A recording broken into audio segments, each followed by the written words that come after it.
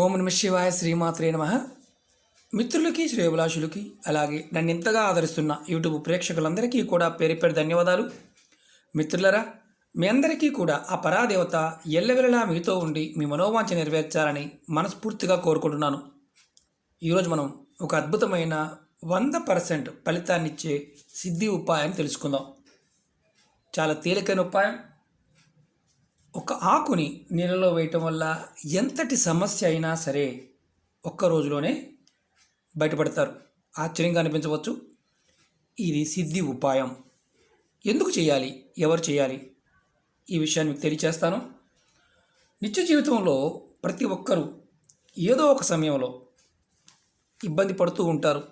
కొంతమంది ఎప్పుడూ కూడా అనేక రకాల ఇబ్బందులతో బాధపడుతూ మానసికంగా దైవదూషణ కూడా చూస్తూ ఉంటారు. ఎందుకంటే భగవంతుడు నాకేం చేయటం లేదు, నేను ఇంత కష్టపడుతున్నాను, నేను భగవంతుని ఇంతగా పూజిస్తున్నాను, అయినప్పటికీ కూడా నాకు ఫలితం రావడం లేదు అని బాధపడుతూ ఉంటారు. సమస్యలతో ఇబ్బంది పడుతున్నవారు అది కూడా ఎలా ఉంటాయంటే అనుకూలంగా ఉన్నాయి అనిపించినది కూడా సమస్యగా మారుతూ ఉంటుంది.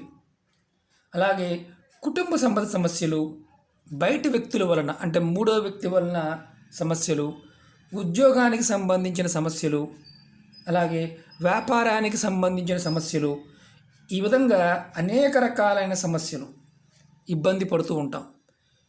ఒక్కొక్కసారి మనం వీటిని ఏ విధంగా బయటపడాలో కూడా మనకు తెలియదు.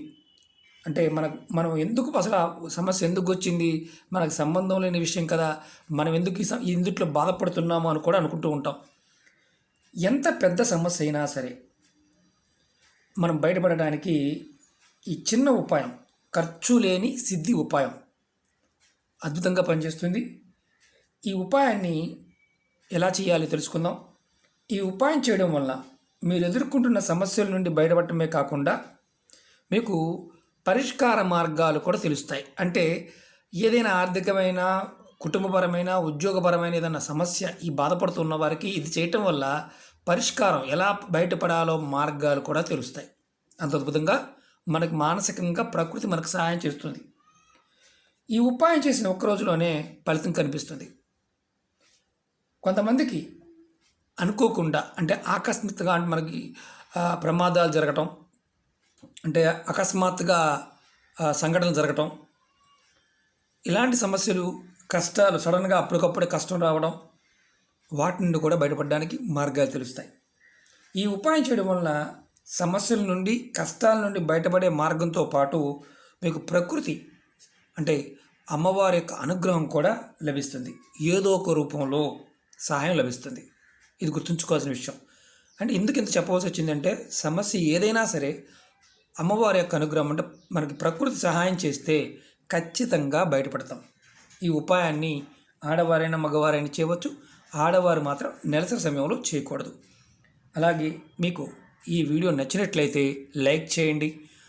కొత్తగా ఛానల్ చూసేవారు సబ్స్క్రైబ్ చేసుకోండి. అలాగే సబ్స్క్రైబ్ చేసుకోకుండా చూసేవారు సబ్స్క్రైబ్ చేసుకోండి.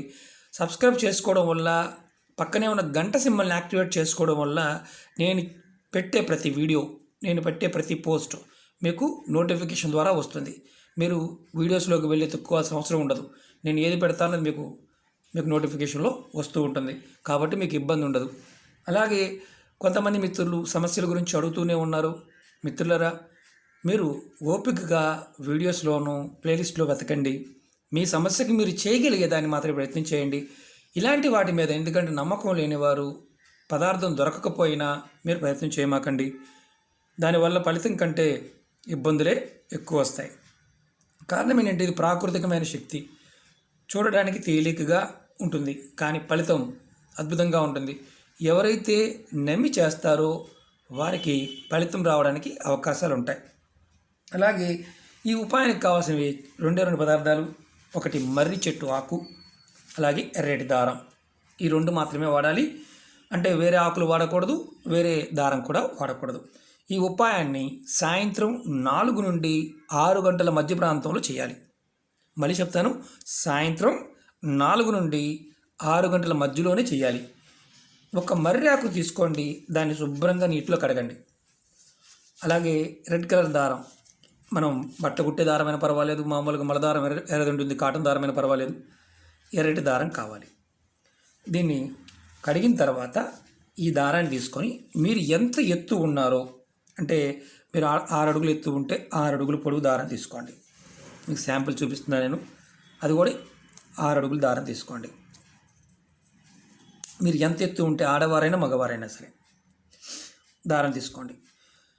తీసుకున్న తర్వాత ఈ దారాన్ని మర్రి ఆకుకి చుట్టండి. ఇలా ముందు ఇక్కడ తొడిం కనిపిస్తుంది కదా, ఈ భాగంలో ఇలా పెట్టి మీ కుడి చేతి బొటన వేలు ఆకు మధ్య ఈయన మీద చూడండి, ఇలా పెట్టి మీరు ఆకుకి చుట్టండి. ఇలా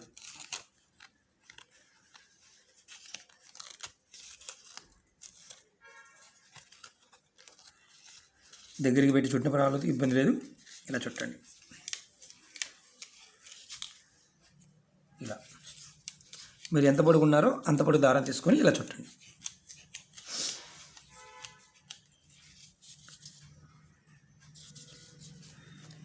ఇప్పుడు ఈ దారాన్ని మీరు చుట్టిన తర్వాత ఈ ఆకుకి మీరు పూర్తిగా కవర్ అయ్యే విధంగా, అంటే ఇలా కవర్ అయ్యే విధంగా కట్టేసేయండి. ఎందుకంటే పచ్చి ఆకు కాబట్టి డ్యామేజ్ అవ్వదు. ఇలా మడత పెట్టి కూడా కట్టవచ్చు, ఇబ్బంది లేదు. పూర్తిగా కవర్ అయ్యే విధంగా ఇలా చిన్నగా మడత పెట్టి కూడా కట్టవచ్చు, ఇబ్బంది లేదు.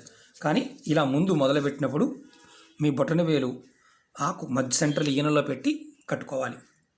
అది మీరు గుర్తుంచుకోండి.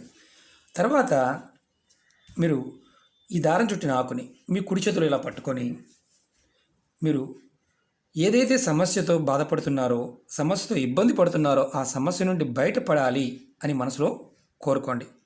ఆ తర్వాత ఈ ఆకుని మీ తలపై నుండి కిందకి 7 సార్లు తిప్పుకోండి. ఎలాగో చూపిస్తాను, అది కూడా మీకు వేసి చూపిస్తాను.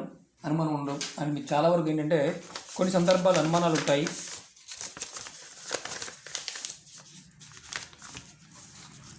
ఎలా తిప్పుకోవాలి చూపిస్తాను. ఇది మీరు మనిషి అనుకోండి. మీరు మీ కుడి చేతిలో పట్టుకున్నారు.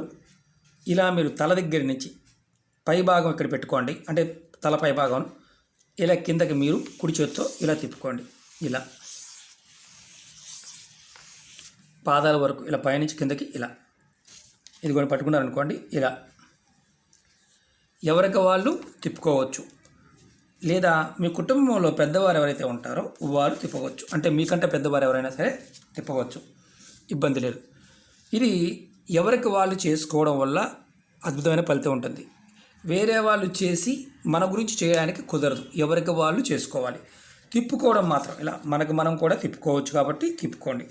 ఎవరన్నా ఇబ్బందుల్లో ఉండి బాగా అంటే మంచం మీద ఉండి చాలా తీసుకుంటూ ఉన్న వారికి వేరే వాళ్ళు చేసి వారి చేతికి టచ్ చేసి వాళ్ళ కోరిక చెప్పుకోమని చెప్పి ఇలా తీసి తిప్పుకొని మీరు దీన్ని ఏదైనా సరే కుడి చేత్తో మాత్రమే పట్టుకోవాలి, సమస్య చెప్పుకోవాలి.